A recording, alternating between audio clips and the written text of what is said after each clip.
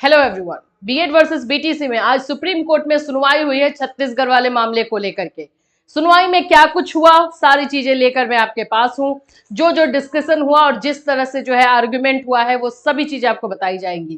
क्या रहा मामला, डेट जब नेक्स्ट का मिला है, क्या मिला है, ये सभी चीजें आपको मिलेगी। लेकिन इतना जरूर है कि बहुत एक इंपॉर्टेंट फैसला जो है इसमें ले लिया गया है। सबसे पहले तो आप लोगों को मैं बता दूं कि जो लोग भी चैनल पर नए हैं, चैनल को सब्सक्राइब कर लेना, बेल आइकन को हिट कर देना। यहां पर आपको बीएड वर्सेस बीटीसी से रिलेटेड हर इंफॉर्मेशन दी जाती है और इमीडिएट दी जाती है।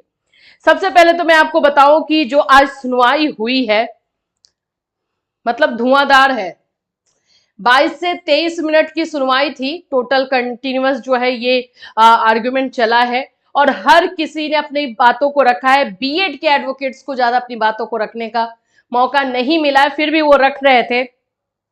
रामशरण मौर्य वाला केस को एक बार फिर से उठाया गया है, लेकिन ऐसा लग रहा था कि जो सुधांशु धूलिया जस्टिस हैं उन्होंने पहले से ही जो है सोच के रखा है। उनको एक्चुअली में इस मैटर के बारे में पहले से बहुत सारी चीजें पता है, तो ऐसा लग रहा था कि उनका क्लियर कॉन्सेप्ट है कि इसमें क्या चीजें हुई हैं, तो उसको लेकर के जो बातें हुई। चलो एक एक पॉइंट उठाते हैं। ये रहा आज के कोर्ट रूम का सिनारियो, देख सकते हो आप लोग। यहां पर आपको दोनों जस्टिस दिखाई दे रहे हैं। यहां पर आप लोगों को जो है डीएड के जो एडवोकेट्स दिखाई दे रहे हैं, यहाँ पे बीएड के एडवोकेट है और पटवालिया सर हो गए जो वो भी जुड़े हुए थे। फिर उसके बाद से जो आप हम एक और श्रीवास्तव सर जो है वो भी जुड़े हुए थे। ये लोग जो है वर्चुअली जो है जुड़े हुए थे, तो एडवोकेट्स तो थे। इसके साथ साथ जो छत्तीसगढ़ के एडवोकेट जनरल जो है वो भी जुड़े, लास्ट में जुड़े, उन्होंने भी अपनी बातों को रखा। ये भी चीजें हुई।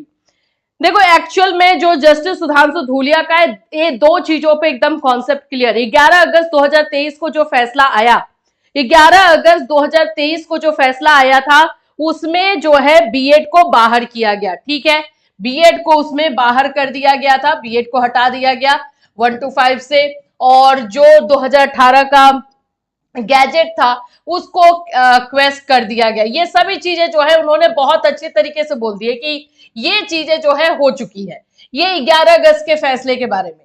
फिर उसके बाद उनका ये भी कहना था कि जो 8 अप्रैल को फैसला दिया गया 2024 में, उसमें जो है प्रोटेक्शन भी दिया गया बीएड अभ्यर्थियों को।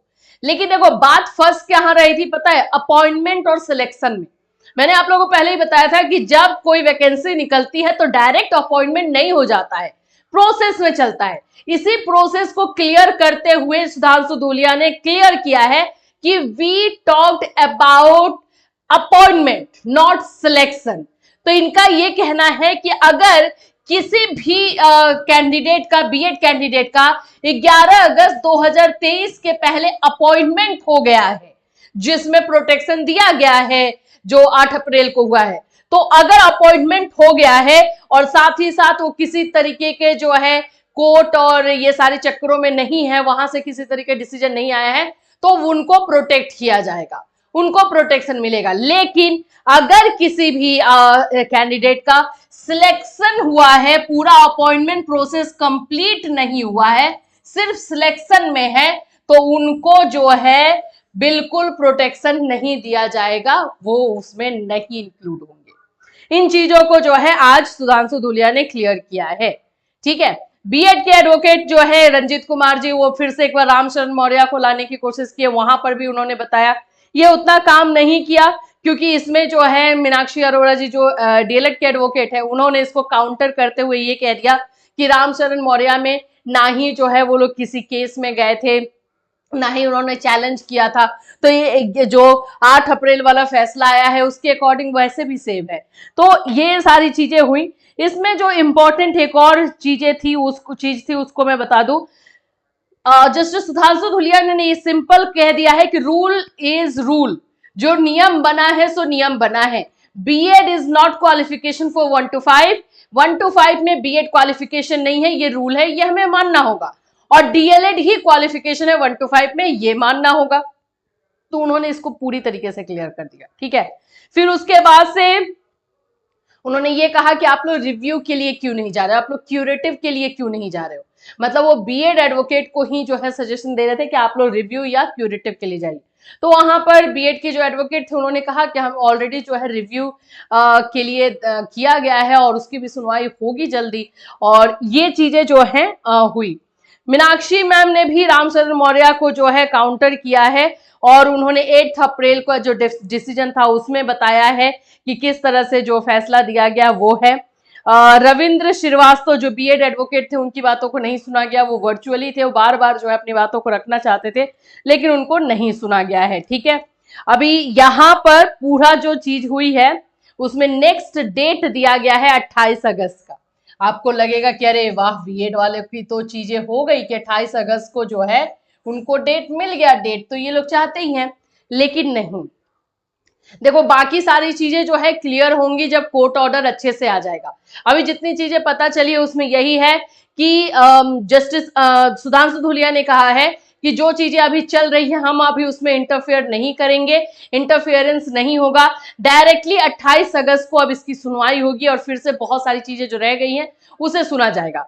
तो इसमें जो इनका कहना है कि not interfere in this matter, अभी जैसे चल रहा है क्योंकि हाईकोर्ट का जो डिसीजन आया उस पर भी बोला गया कि वो अकॉर्डिंग टू रूल है, अकॉर्डिंग टू नियम जो है उन्होंने इस बात को समझा है, तभी हाईकोर्ट ने डिसीजन दिया है। तो उसमें बोला गया है no not interfere in this matter. तो इसका मतलब जो है जब कोर्ट ऑर्डर आएगा तो और अच्छे से क्लियर होगा, लेकिन ऐसा लग रहा है, इसमें अभी लग रहा है तक की मैं बताऊंगी कि उन्होंने ये कहा है कि अभी इसका नेक्स्ट डेट हम 28 अगस्त को ले रहे हैं, लेकिन अभी तक जो बीच में चीजें हैं उसमें इंटरफेरेंस नहीं होगी। तो जो डिसीजन अभी लिया गया था हाई कोर्ट की तरफ से, मे भी उसमें इंटरफेरेंस ना होने की बात हो, बट ये कंफर्म तभी होगा जब कोर्ट ऑर्डर आएगा। ठीक है, ये चीजें हुई हैं। बाकी जो भी है वो जस्टिस सुधांशु धूलिया का बहुत सारी चीजें जो है पूरी तरीके से क्लियर थी। इवन मैं बोलूंगी कि डीएलएड एडवोकेट्स को ज्यादा बोलने का मौका ही नहीं मिल रहा था क्योंकि जस्टिस सुधांशु धूलिया ही बार बार बोल रहे थे इस चीज को लेकर के। तो आज एक तरह से हम बोल सकते हैं कि जो चीजें हुई हैं वो एक क्लियर पर्सपेक्टिव जो दिया गया, बीएड की तरफ से कुछ वैसा पॉइंट नहीं रखा गया। रंजित कुमार ने रखने की कोशिश भी की तो उसको भी जो है जस्टिस सुधांशु धूलिया ने जो है डिनाई कर दिया कि बिल्कुल ये ऐसी चीजें नहीं है। लास्ट में जो है छत्तीसगढ़ के एडवोकेट जनरल जो है वो जुड़े हुए थे, उन्होंने कहा कि हमने भी एसएलपी दाखिल की है और हम ये चाहेंगे कि ये सारा मामला जो है एसएलपी के साथ लेकर के चला जाए। तो जस्टिस सुधांशु धूलिया ने कहा कि yes we have given a date, 28 अगस्त का डेट दिया गया है कि 28 अगस्त को इस बात को सुना जाएगा, तो उनके साथ ही सुना जाएगा। फिलहाल अब ये मामला चलेगा और अब जब कोर्ट ऑर्डर आएगा तो और डिटेल से पता चलेगा कि किस तरह से गया। लेकिन जिस तरह से माहौल था कोर्ट का, जो आर्गुमेंट हो रहे थे और जिस तरह से सुधांशु धूलिया बोल रहे थे, तो वैसा लग रहा था कि डीएलएड को लेकर के जो है बहुत सारी चीजें हुई हैं। आज कोर्ट ऑर्डर जैसे ही आता है वैसे हम आपको और डिटेल में बताएंगे। फिलहाल 28 अगस्त का डेट मिला है, 28 अगस्त को सुनवाई होगी, लेकिन उससे पहले जो है रिव्यू का डेट आया है और रिव्यू जो है आप लोगों को 22 जुलाई को उसकी सुनवाई होने वाली है। तो रिव्यू ही अब लग रहा है कि इसमें एक लास्ट जाने वाला है 22 में बोली 12 जुलाई को। 12 जुलाई को जो है बीएड वर्सेस बीटीसी में रिव्यू के लिए अप्लाई किया गया है और उसका डेट मिला है। तो इसकी सुनवाई होती है, उसमें पता चलेगा कि क्या क्या चीजें हुई हैं और किस तरह से जो है आगे इस मैटर को लिया जा सकता है। तो फिलहाल आज के लिए सुप्रीम कोर्ट से इतना ही था। अब इससे रिलेटेड कोई और अपडेट आएगी तो डेफिनेटली आपको इसी चैनल के माध्यम से इन्फॉर्म किया जाएगा। Till then take care everyone.